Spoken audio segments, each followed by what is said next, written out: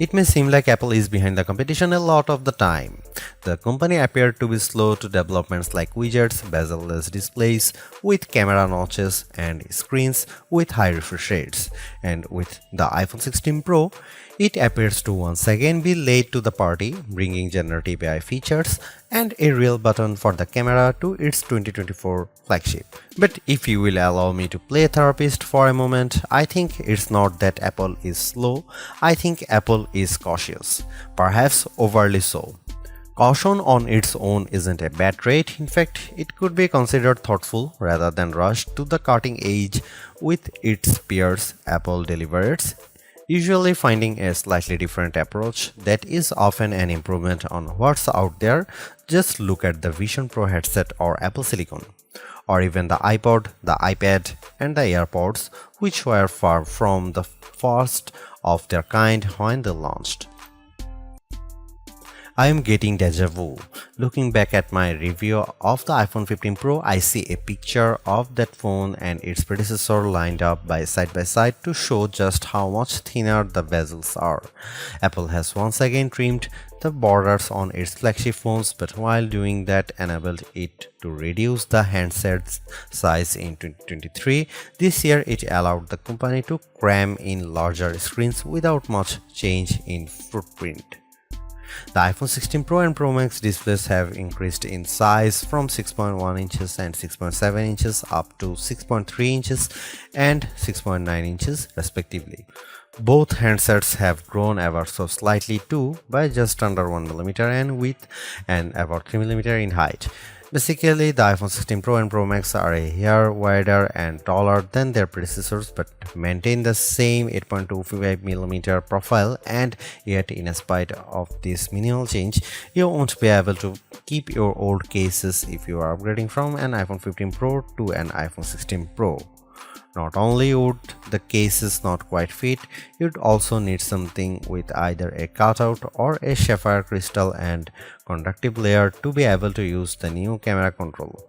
Of course, Apple sells compatible cases, as do some third parties like OtterBox, so you have plenty of options.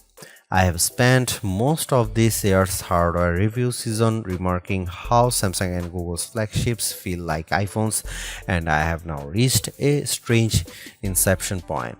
As I have been comparing competing phones for this review, I have been surrounded by about a dozen handsets from all these different companies on my couch, including last year's iPhone, the Galaxy S24 Plus, and the Pixel 9 Pro and Pro XL. Trying to figure out which one is the iPhone has become more confusing than ever, as they all feel similar in build.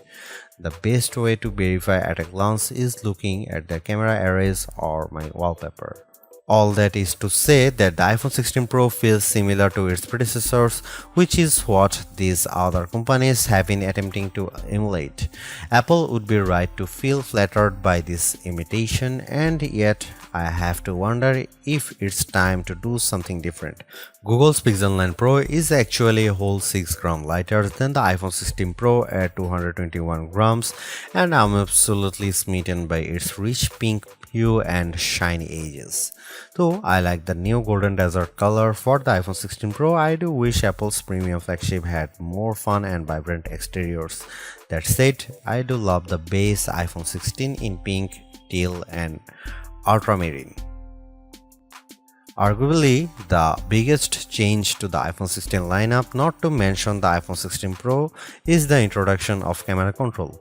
This is a button on the right side of the device which has touch and pressure sensors on it to enable greater control with swipes and semi-presses. One of the things this was supposed to do was let you push slightly on the button to trigger focus, similar to what half pressing a DSLR shutter button would do. That function won't be available at launch, so I can't say if it's effective. But by the large, camera control is a very Apple approach to a feature that has been around for years. From phones by Sony and Nokia with dedicated shutter buttons to Android handsets with hardware-based double-click shortcut, the notion of quick access to your camera without having to fudge with The screen is a popular one, for good reason too. I've hated having to swipe or long press the icon on my iPhone's lock screen in the past, and even though I could set the iPhone 15 Pro section button to open the camera, it just wasn't positioned well and I'd have to give up my mute button. So, Apple isn't breaking new ground with its hardware shortcut for a frequently used app, but it does do a few things differently.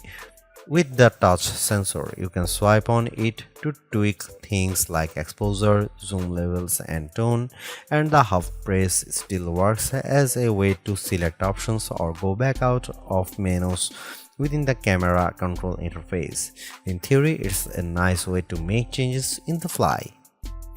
In reality, there are a few issues and they largely have to do with placement. The button sits a little farther from the base of the phone than I'd like, so my fingers have to reach a bit more to press it, whether I was in landscape or portrait mode. This wasn't usually a problem when I had both hands free and could steady the iPhone with my other hand and readjust my grip. But if you are trying to take a quick shot with just one hand, the button's location can feel unintuitive. Of course, everyone has different finger lengths and ratios, so it's entirely possible that other people find this logical. It also depends on your grip. If you are cradling the bottom of the device in your palm, it's harder to maneuver. If you are covering part of the screen and reaching out for the button head on, it's slightly easier to use camera control. Still, even for those with the strongest claws, swiping and half pressing and double half pressing on the sensor is tricky. I was only ever really able to do that if I had my thumb holding up on the bottom edge and my middle ring and little fingers steadying the right end of the phone. Maybe this is a new camera grip I just need to relearn for this button. The awkward placement is a minor gripe compared to what I found most annoying, the button's touch sensor. Not only was it difficult to swipe through different settings when holding the device with one hand, it also reacts to accidental touches and swipes. Sometimes the phone would slide down my palm and change the exposure or zoom level, completely ruining the vibe. I should point out that you can go into accessibility settings to either tweak or swipe sensitivity or turn it off altogether if it really bothers you. Honestly, if you are planning on making adjustments with camera control, it's best to have time, patience, and both hands free. In those situations, I had a lot of fun editing settings and watching them by reflected in the viewfinder in real time. I also liked zooming in and out of subjects, decomposing a shot and tweaking exposure till I liked what I saw before then pushing down to snap the picture. I especially loved this while recording video since it makes slowly zooming in or out of a subject smoother than using the on-screen slider. Depending on your mood, the new photographic styles can be fun or serious. Apple's tweaked the built-in camera filters to not only offer more options but give you greater control. Due to how the company has refined its processing each year, there is also an improved depth map captured when it detects a face in the scene.